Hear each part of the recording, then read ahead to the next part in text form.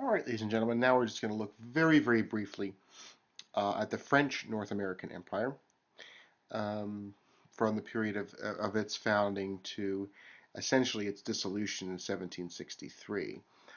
The French North American Empire was one that really didn't have, on the mainland anyway, that really didn't have a lot of stability, didn't have uh, didn't have a large colonial population. It also then did not have a major, any kind of major rebellion that freed itself from its colonial rulers in Europe. It was essentially taken from the French, mostly by the British, by 1763. New France was established at Quebec, sort of the heart of the colonial system, by Samuel de Champlain in 1608. Champlain immediately began by allying himself with local tribes. This is very, very different from what we've seen in, let's say, the Spanish and Portuguese empires, where the, the, the, the Europeans tended to create a united front against the native peoples. Here, in North America, especially in sort of that region of what is today upstate New York and the Great Lakes region and the St. Lawrence, there's a very powerful Native American confederacy under the Iroquois. Iroquois also tend to ally themselves with the English and the Dutch, who are the main rivals of the French in North America. So Champlain immediately begins kind of this alliance system, this relationship that he will develop with Native American tribes for the French. And in some ways, the French tend to depend on that, and that will really shape the quality of the development of the French North American Empire. It will also mean that the French military presence in North America will come to rely on the native allies, and the French military presence won't be quite as large as it will see eventually develop for the English and the Dutch. The French economy, another major factor that really alters the French system that was based on fur trading, um, and so the French empire spread very rapidly as explorers looked for new areas to hunt and to trap further into the interior of the continent. But again, this was something that these areas weren't areas of settlement. They were simply areas of kind of farming the animals, so to speak. And again, the extent of the empire is like the northern part of the Spanish Empire.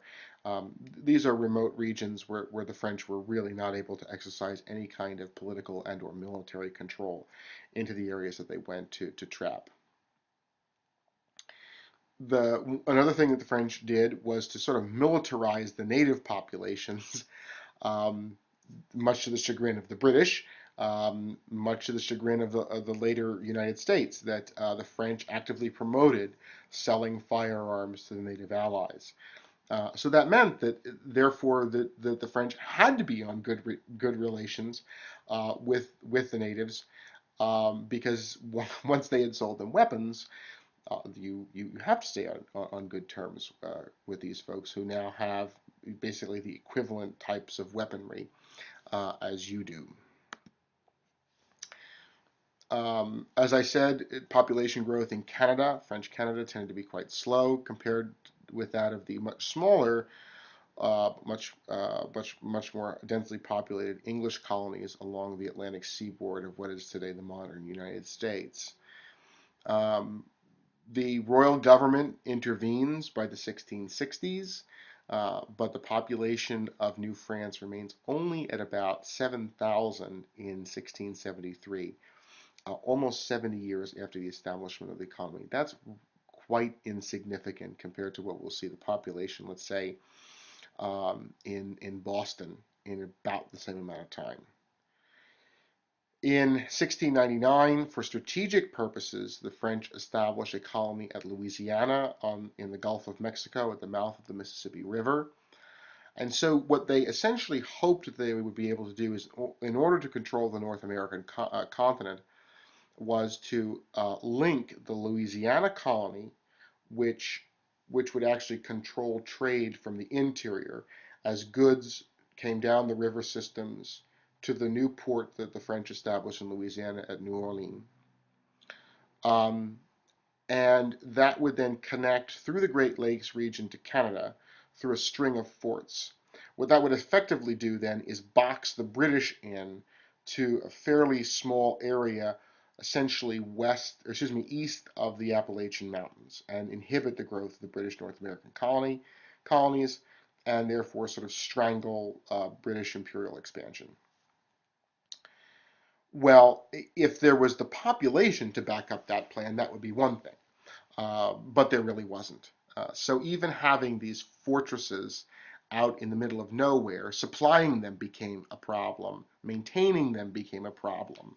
And so the system eventually collapses in the French and Indian War of 1754, which folds into a much larger imperial conflict on the continent of Europe and even in India, the 7 Years' War of 1756 to 63, in which the British pretty much dashed the French Empire, not only in North America, but globally. That's really all we're going to talk about French North America.